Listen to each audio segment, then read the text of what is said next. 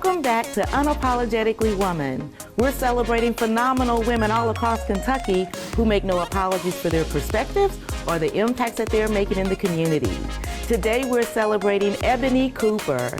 Ebony is a personal trainer and the first Black female gym owner in Lexington. Unapologetically Woman, Ebony Cooper, that's you. Congratulations. Thank you. Thank you for having me. The owner of Fit and Fierce Studios. How does that make you feel when you hear that? It's a dream. It's something that I could never imagine I would be experiencing today. Why? By trade, I'm an early childhood educator.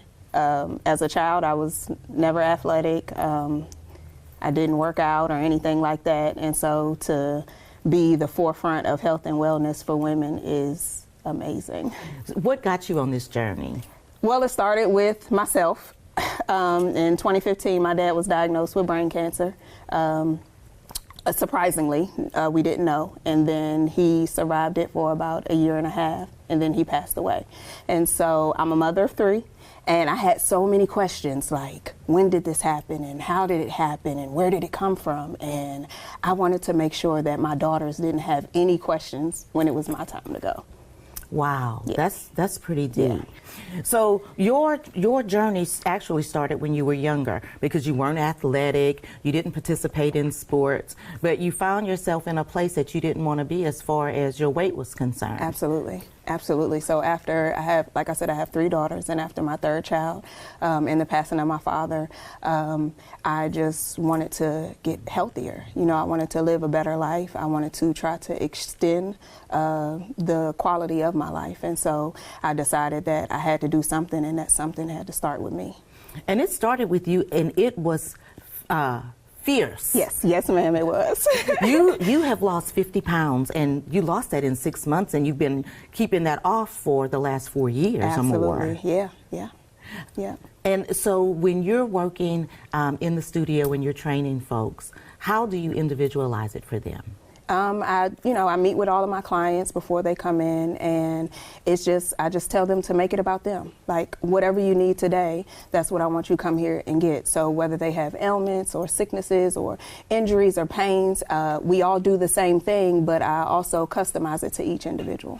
Well, because it makes a difference who's coming in and what their goals are. Absolutely. And then it also helps with people's mindset. You know, sometimes you come in and it's like, oh, she's doing this and I'm unable to do that. And us as women, we can get frustrated with those kind of things. And so I just make sure, like, this is your workout. It's not anybody else's. You come in here and you get what you need, not what other people need. So no matter what it looks like, you know, just push through, and this is your journey. It's your race, so run it. Well, and when you say that, that's so true, because I work out with one of my friends that is also a colleague, and she can do so many more things than I can do. Absolutely. And, you know, all I say is, I'm here for me. This is what I'm capable of doing. Absolutely. And I don't judge myself by what somebody else is doing. Absolutely. Because you just don't know where people started, you know. So everybody didn't start at the same, you know, the beginning. Spot. Yeah. And so I also hear that you're pretty fierce when it comes to holding your clients accountable. Absolutely.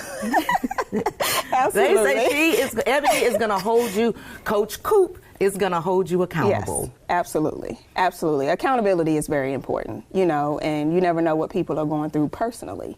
And so sometimes, you know, people have good days, people have bad days. I had a mediocre day yesterday and I didn't feel like working out, and I told a friend, he was like, it's okay if you have a break. And I was like, yeah, but coaches need accountability too.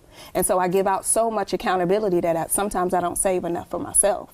And so I look for my friends to come and say, hey, did you work out today? What did you eat today? You know, so the same accountability that I give to my clients, I look for that too. We all need it. What's on your menu? If I showed up at your house for dinner, what am I going to eat? So I recently transitioned to plant-based. So I have been vegan for the last almost 2 years. Almost 2 years. I've been vegan for 2 years. And so you'll see anything from veggies to vegetable pasta and protein pasta, and kale is one of my favorites, quinoa. Those are the type of things that I eat daily. Yeah. Wow. Yeah. Wow. Yeah. If your dad was still alive and you, as the owner, the first Black female owner of a gym in Lexington, and you're doing all of the things that you're doing, how do you think he would feel about you? I just know that he would be so ecstatic. I know that he would be so proud of me. I'm not sure if I would have been here if I didn't take this journey, because it wasn't the plan, you know, but seeing me here and entrepreneurship and raising my daughters to be successful women, I know he would be most proud. How old are your daughters? So my youngest one is 11. I have all girls, 11, 17, and I have a 25-year-old. Oh, so you've got a big span going on there. Yeah. I bet the house at some point was just crazy. Oh yeah, most certainly. And so do you teach your daughters to live the same way that you're living? I absolutely do. So I teach them by example, of course, but I also don't force them.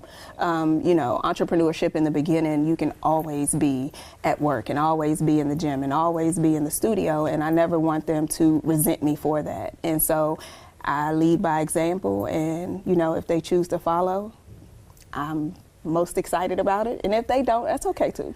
When you were getting ready to open your business, what was your biggest fear? Failure. Starting something and not being able to finish, not knowing what it looks like, having no expectation. That's just so scary, like being out on your own, being the person that's responsible for the lights staying on and being responsible for opening up and being responsible for making sure that the revenue flows through. That is terrifying, terrifying. But you didn't let that stop you. Absolutely not.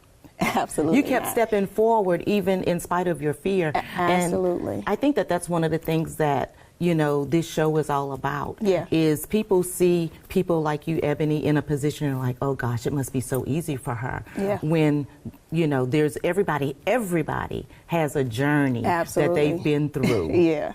And then you show up and you're as beautiful as you can be, and you're a wonderful mom and you're a business owner, you know. And people sometimes take that for granted, that there's a lot of hard work that goes into that. Yeah, I try to tell people it's kind of like social media. You know, you get on social media and you see, you know, people are looking their best and being their best and working hard and successful, and it's just like we don't see what's behind the scenes. And so that's one thing I do enjoy doing, is I like watching documentaries of like millionaires and stuff like that. And then when you watch their stories, you see that they're human just like us.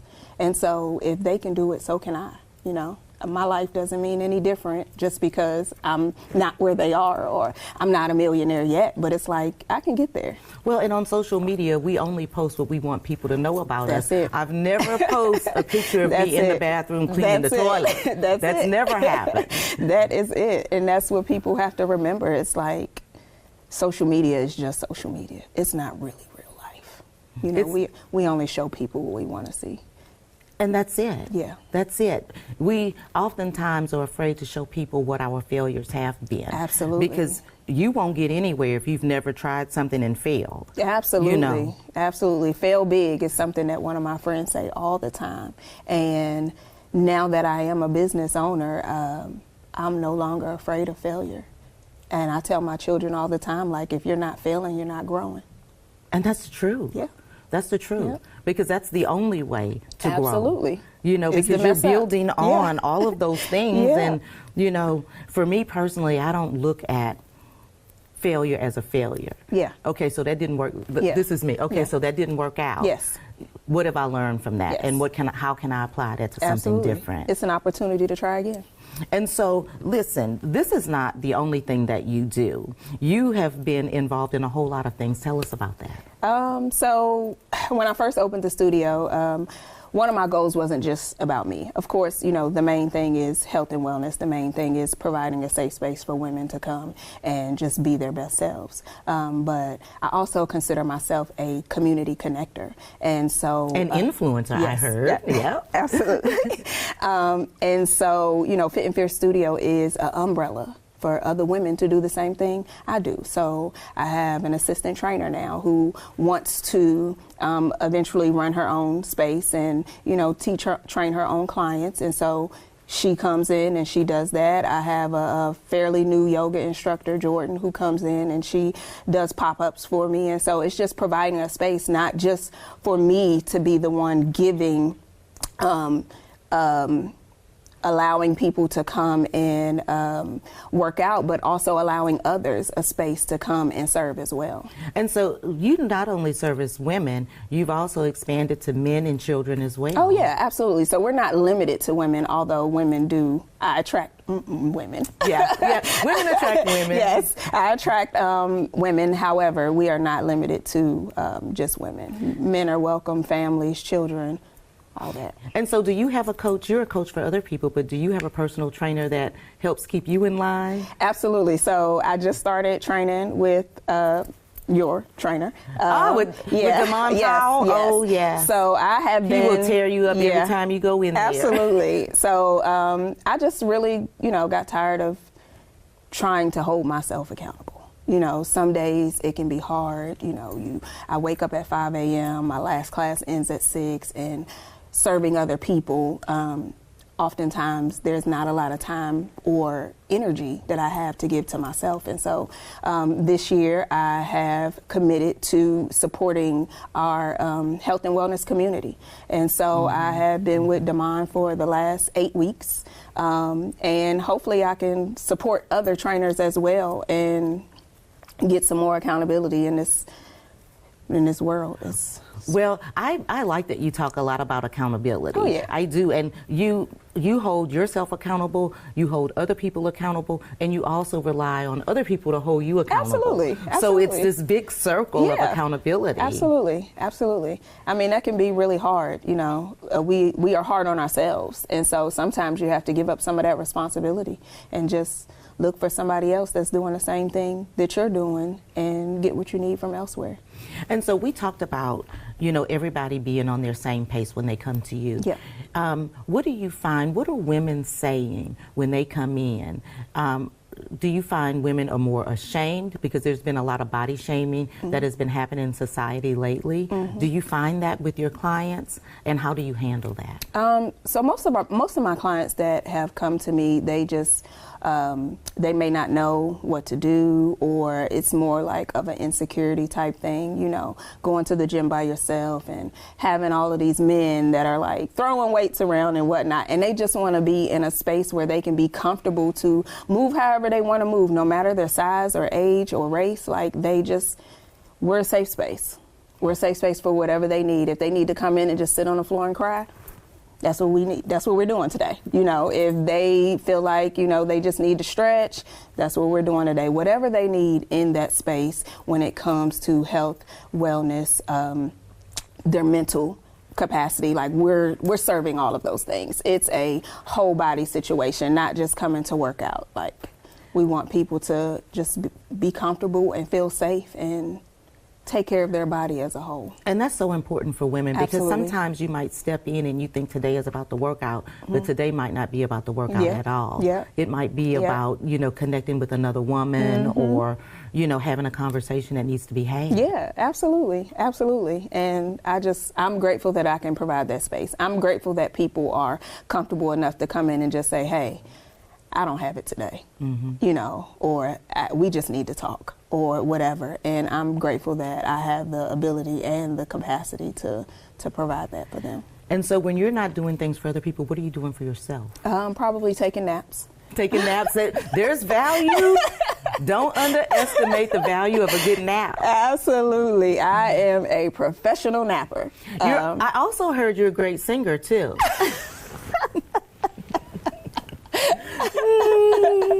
Yes, I absolutely love karaoke. I don't know who told you I was a great singer. However, in the moment, I feel like I'm a great singer. So yes. On the weekends, can I find you over at Creole's doing some karaoke? You can find me at Creole on Thursday nights. On Thursday night doing it, okay. Doing karaoke, yes ma'am. Yes ma'am. So Coach Coop, I'm going to kick it to you for young girls and young women that might be watching and thinking, gosh, I'd like to do, what she's doing. She's followed her passion. I have a passion for fitness. What kind of advice would you give them? 2 things. Success doesn't come from what you do occasionally, but it comes from what you do consistently. And the second thing will be you haven't failed until you quit. Girl, there is absolutely nothing else for me to say other than what Ebony Cooper just said.